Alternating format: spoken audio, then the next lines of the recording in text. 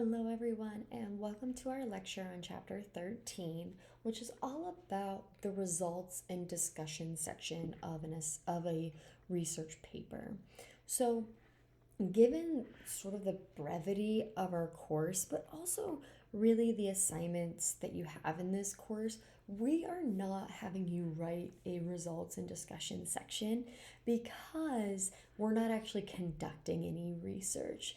So, our discussion in chapter 13 here is going to be more of a broad discussion about how to read and write a results and discussion section in a way that is meaningful in the work that you do and sort of like the general format that you can follow.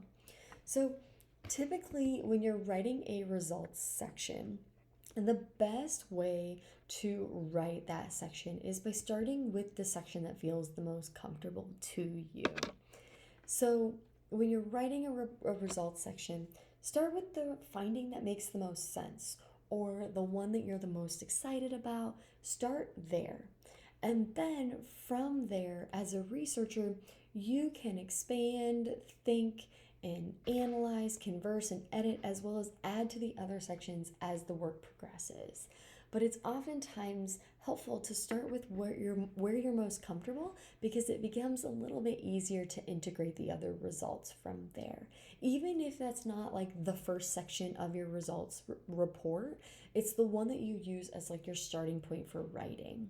And the next thing that you do is really start to think about organization.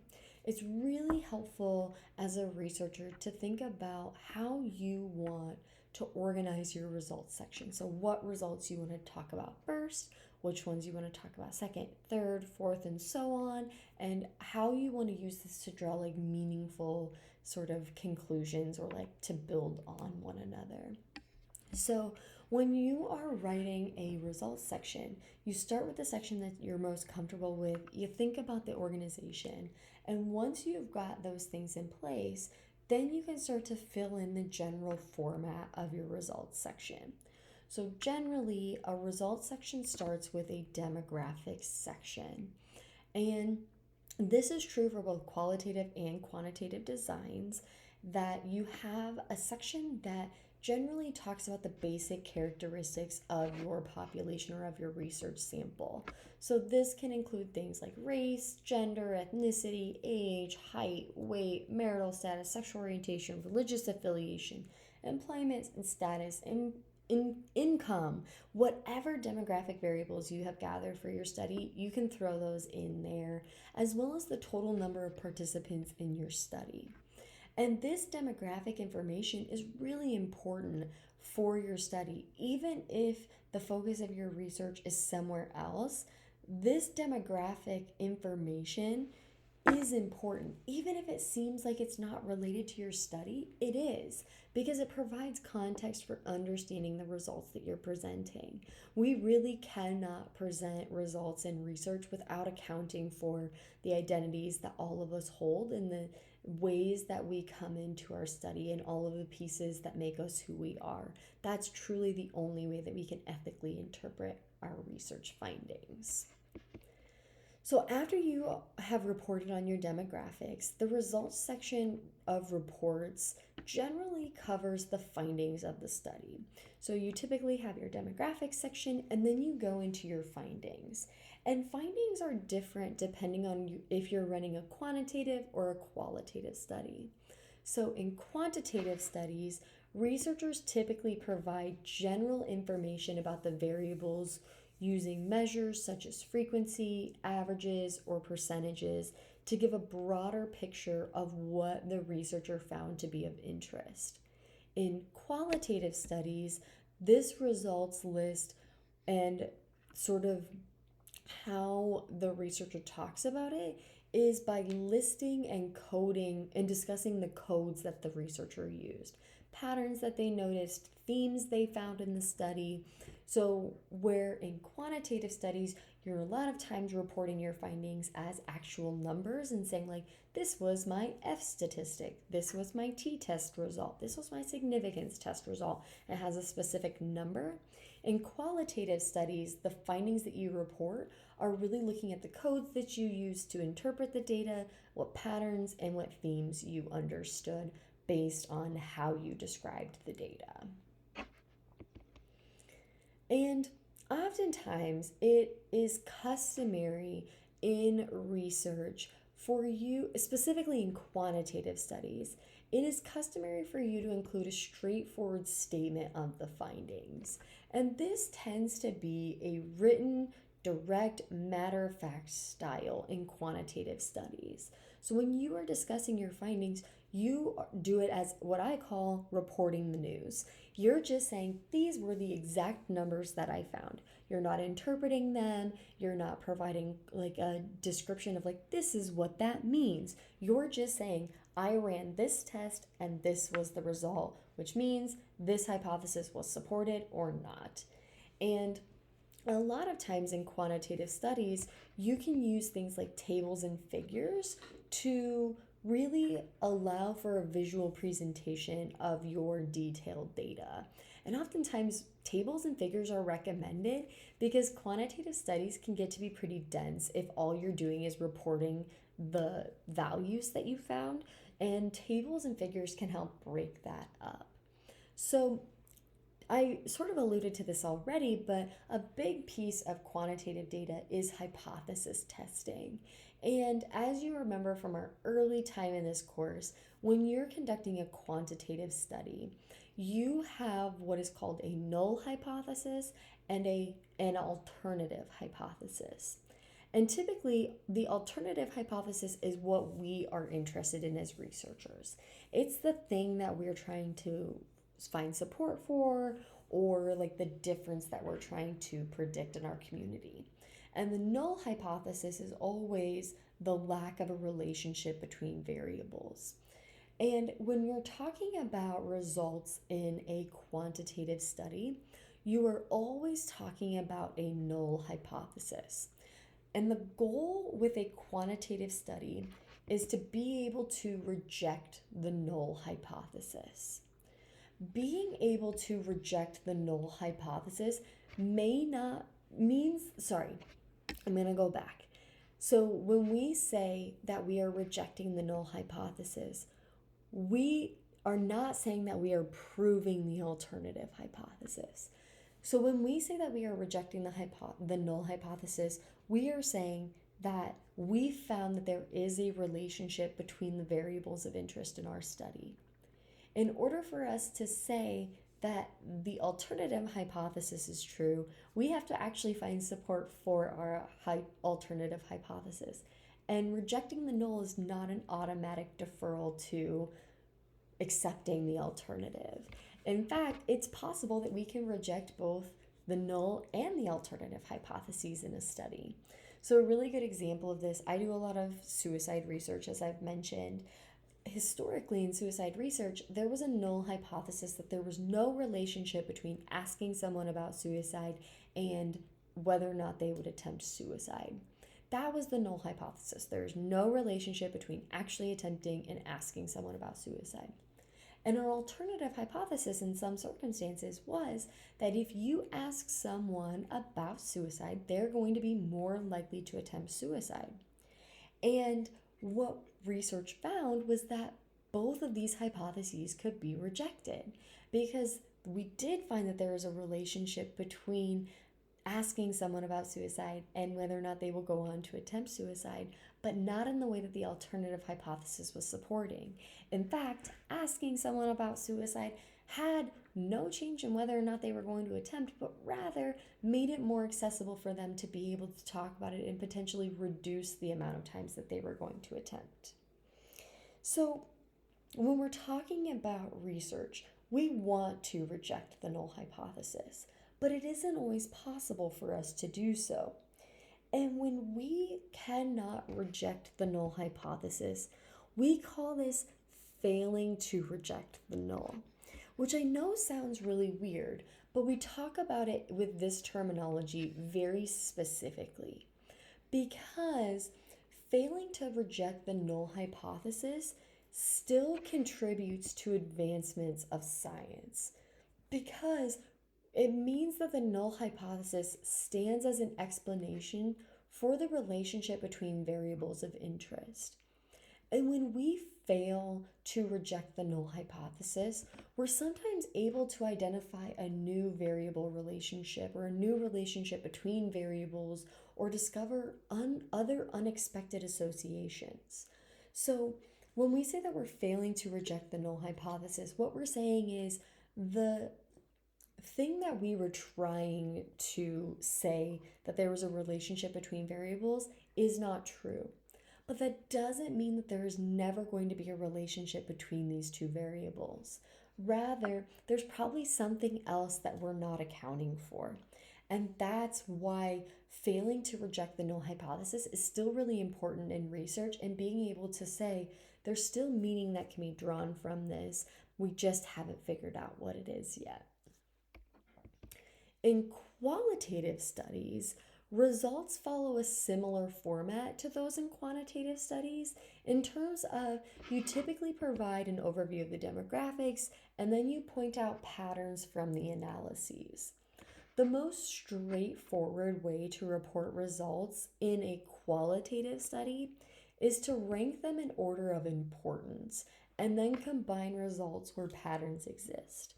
So in qualitative studies, you as the researcher get sort of like the final say in what results are the most meaningful or the most important because those are the ones that you talk about first.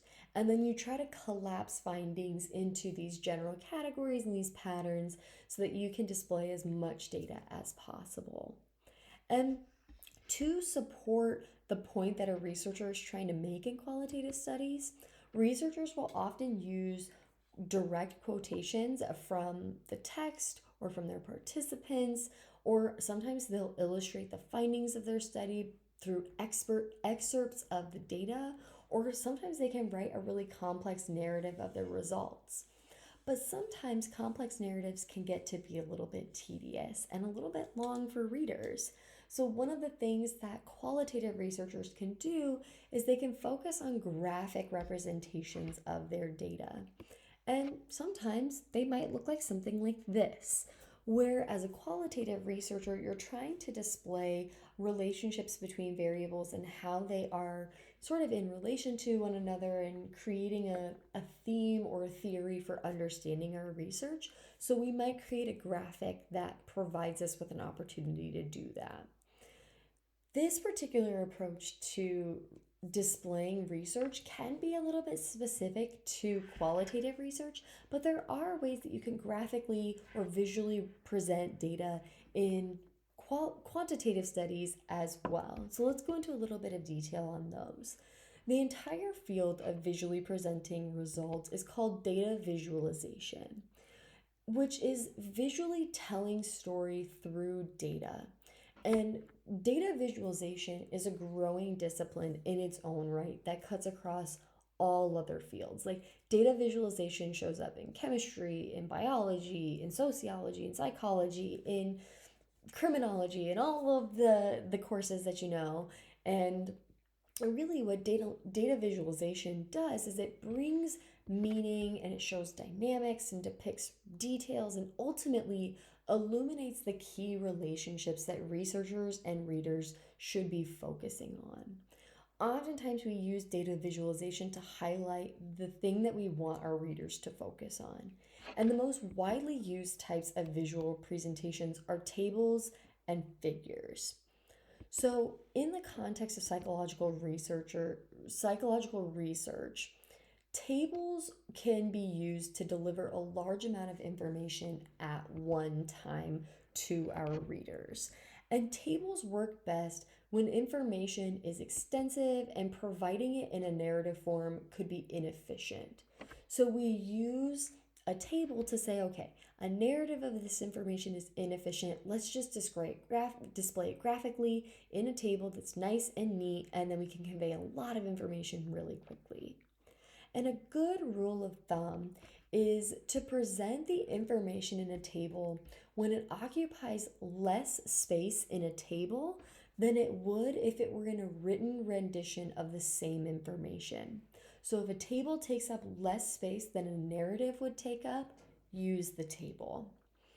And oftentimes, as a researcher, it's important that you need to refrain from repeating the outcomes in a table and in the narrative. So, if you are going to discuss results and their implications in a table, only discuss them in a table. Or if you're going to display them in a narrative, only discuss them in a narrative. Don't discuss them in both because this can be a bit redundant to the researcher or to the readers of your research. And for you as a researcher, you don't want to repeat yourself with points that have already been made visually or points that have already been made narratively. So pick one and emphasize that. But there are also figures that we can use, and figures in research or in the visual display of research can mean different things. So, common types of figures are charts, graphs, plots, and path diagrams. Path diagrams specifically is a really common one that you see in quantitative studies. And path diagrams are a basic model that depicts the relationship between variables by using arrows and other types of connectors to show how these variables are in relation to one another. But then also, path diagrams include the quantitative data, it includes the actual results that you are discussing. So, if you as a researcher are thinking about using a path diagram or another figure, it's important for you to consider the type of figure that you want to use as well as its purpose because each type of figure serves a different purpose. And we talked a little bit about what some of these have looked like in previous chapters, but one thing for you to keep in mind is that as a researcher, it's helpful to consider other stylistic guidelines such as labels, colors, the amount of information, as well as the clarity of information that you're displaying in your figure. Because all of that information is going to come into play in terms of choosing what figures you want, but also really finding out the details of the figures. And also, as a researcher, you need to have a good numbering or labeling system to help keep your figures in order and to ensure that your readers can reference them. So, a good example of this is when you're reading a research article and it says, you can see more about this in table 1.3 or figure 3.12 or whatever it is. That's a really good example of using a good numbering and labeling system that allows the reader to follow exactly what you're saying, but for you as a writer and a researcher to eliminate any double work and saying, like, here's this table, but I also have to describe it. It's saying, no, you can find out more information by going to this source, and there's all the information you need. So here's an example of what a path diagram looks like in quantitative research. So without knowing a lot about what this study is about, we can gather quite a bit of information from this path diagram. So what this path diagram is looking at is how the substance use and self-esteem will influence the relationship between parental monitoring and aggressive behavior in their children. And what you can see pretty easily is that relationships that are negatively related to one another are displayed with negative coefficients, and relationships that are positively correlated or positively related to one another are displayed through these positive relationships. And you can see how those variables change in relation to one another. Typically in a path diagram, these little asterisks beside a number indicate how significant that finding is. So 3 asterisks means that it's probably significant to 0.001, and 1 asterisk down here means that it's probably significant at 0.05, which is just a specific cutoff point that we use for significance testing, as you probably remember from your psych days in undergrad. But these path diagrams can be a way of consolidating information and saying, I tested all of these variables in relation to one another at once, and here were the meaningful results in the way that these variables are assigned to one another or are in relation to one another. So path diagrams can be particularly helpful in our use of quantitative studies. So once you have displayed and discussed your results section, the next section of a research report is your discussion. And the discussion is where you, as a researcher, write about your interpretation of the results and what you suspect comes next based on your findings. The discussion section typically and should begin with a clear outline of what will be included and how, such as, or sorry, sorry.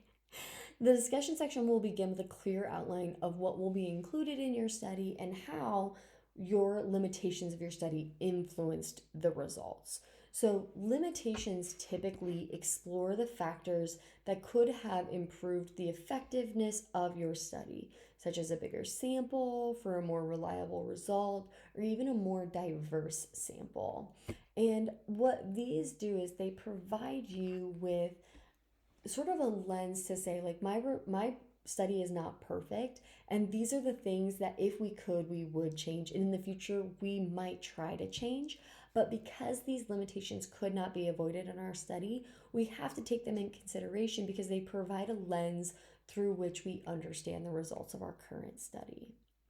And one way that you can organize a discussion section is through an order of importance. So you, as a researcher, can decide what results you want to talk about first. And typically you can say, I want to talk about the most meaningful results, whether that means the strongest relationship between variables, the strongest statistics, or maybe it is just like the finding that meant the most to you. You can start with that and then go from there. And really, the interpretation of results in a discussion section is you, as a researcher's opinion of your findings. It's how you interpret your findings to be in relation to the world. But it's oftentimes also based on the literature or other theories that you have previously researched. Oftentimes, you're discussing the results of your section in the discussion section in the context of your literature review. So, saying, we already talked about how there were these previous studies that found this. And in context with that, we found support for that, or we found support against that finding. So, a lot of times, your discussion section gets to be a little bit artful in that you get to pick how you want the results to be displayed, but you're oftentimes incorporating other research and other work that has been done on the topic of interest to you.